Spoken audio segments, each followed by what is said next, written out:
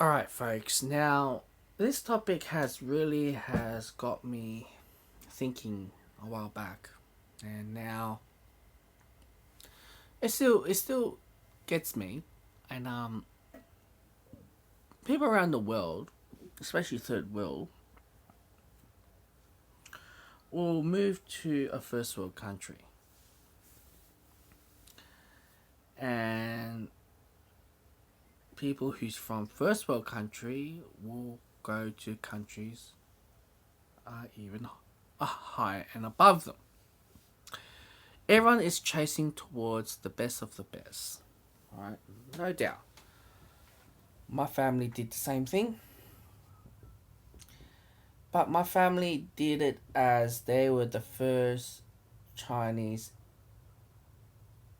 mass immigrants, if you exclude the Chinese gold rush, right?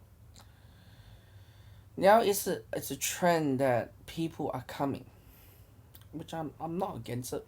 Um, but what is actually creating it's far uh, crazy. So in my industry, who works in aged care, there is lots of new waves of Nepal.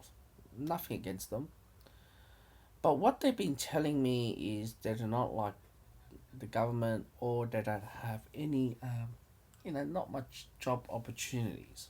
Right? Fair enough. So they go to, for example, Australia or other countries who can accept them or give them a route to get a citizenship or permanent residency, which is nothing against it. But now they've been telling me that their country a shortage of young people. Now young people are fleeing out. They're all gone, or most of them are fleeing out year by year. The country is getting older and older. So this whole immigration thing isn't making anything better, right? Because it just is further destroy a third world country even further because of young people going out. Who's gonna look after the old or whatsoever, right? There's gonna be a social problem, right? And who are gonna do those jobs? Or obviously everyone wants to get a high paid job, so everyone's chasing for the high paid jobs or stable job. Now I spoke to someone who has lived in a third world country, and he pointed out a good thing. What's the point of um, like for difference between living in a first world country in compared to back in their hometown, whatever they come from? The difference is this, right? Of course, we have a better first world country has a better human rights. There's better safety level, and there's better medication and health. Now, if you're, if I bring $1,000 Australian dollars or 2,000 or 3,000, if I go to another third world country, I live like king. I got maids, I got drivers, I got securities, And what my mate told me is, the only thing is, it's a bummer is you better have a good health. If you don't have a good health, over there, nothing will help you.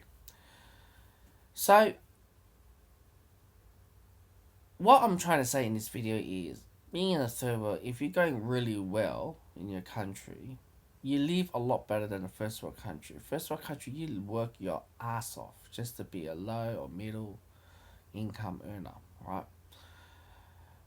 But over there, third world country, they don't have to work tedious. Exclude the ones that been hearing about $2 per day or $1 per day or $5. I'm saying a bit above than that. They have a lot better resting, this and that. It's a lot more collaborative from work. Now, as a first world country, there's not much in it.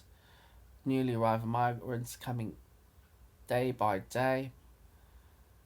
And whether you like it or not,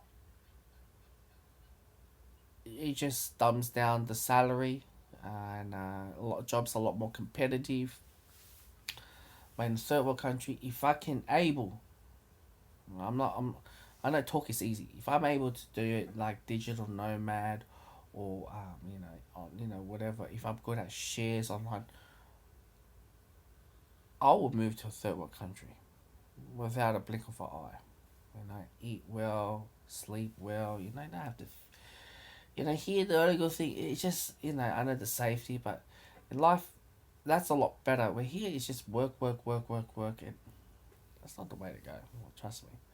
I know the housing is a lot expensive. You can buy a house in third world countries, it's a lot cheaper, and live the luxury lifestyle. That's something that I wish that I can nail.